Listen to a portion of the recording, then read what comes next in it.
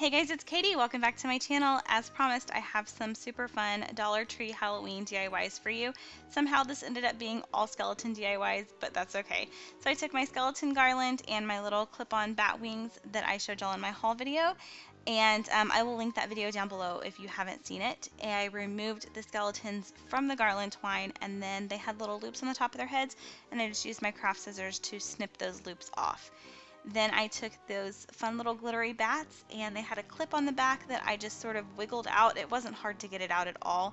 And then I hot glued those little bats onto the spines of the skeletons, and I wanted my skeletons to face forward, so I glued the bats on glitter side facing out. But if you were going to be doing your skeletons, for some reason like they were facing away from you, you'd want to flip the wings around so that you could see the glitter. I think the glitter is really fun on these.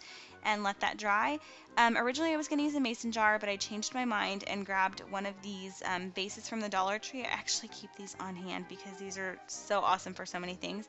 And just stuffed some Dollar Tree Spanish moss down in there, and then plopped in my little fairy skeleton, and I love it so much. You can pretty much put these in anything you want. A bird cage would be really cool. I actually was thinking after I did this that it would be really cool to have some hanging from the ceiling. But I had these domed cake pedestals, and I decided to take one of them and turn it into a Halloween fairy terrarium. But I didn't want my fairy to be glued into the pedestal, so I used a piece of cardboard and glued the skeleton onto the cardboard, and then just hot glued some moss on there to conceal it. But this way I wasn't having to put any adhesive down to get him to stay. And then I added in some little moss balls. These are also from the Dollar Tree in that floral section, and put the lid on, and I love these so much. I think they look so awesome. Then I made some really cool wine glasses. I just used those same skeletons, a wine glass, some spray paint, and some E6000. And I took my skeletons outside and I spray painted them with silver spray paint. After that dried, I did blast them with a Mod Podge sealant spray, and that has to dry for about 24 hours. And I put some E6000 on the bottom of their little feet and stuck their feet onto the wine glass.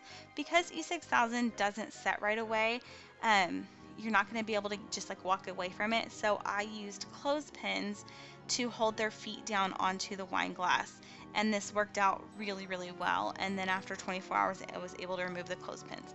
I also didn't want for their heads to be able to move from the glass, so I put a little bit of E6000 on the back of their head and just glued that onto the back of the wine glass. Obviously, these are not going to be dishwasher safe. This is something that would just be like a novelty thing, or you would just sort of like rinse it out. I wouldn't submerge it in water. Definitely not put it in the dishwasher, but it's just a fun thing to have at a party or something like that. But I really like how these turned out. I think they're adorable. And then my last DIY is this really cool skeleton on a candlestick, and I just took a skull from the Halloween section at the Dollar Tree, one of those trusty Dollar Tree candlesticks that pretty much everybody uses in every Dollar Tree DIY, and I put a ring of hot glue around the top of the candle holder, and then I hot glued the skull onto the top. After it had dried, I did spray paint it silver, but I didn't film that because you guys don't need to see that again. But I do think it would be really cool to do this with like a sugar skull design, sort of like my wreath that I did. I will also link that video down below if you haven't seen it. So yeah, that's pretty much it for these DIYs. Super easy, super simple. If you recreate any of these, I would love to see them if you'll share them with me on Instagram using the hashtag DIY with Katie.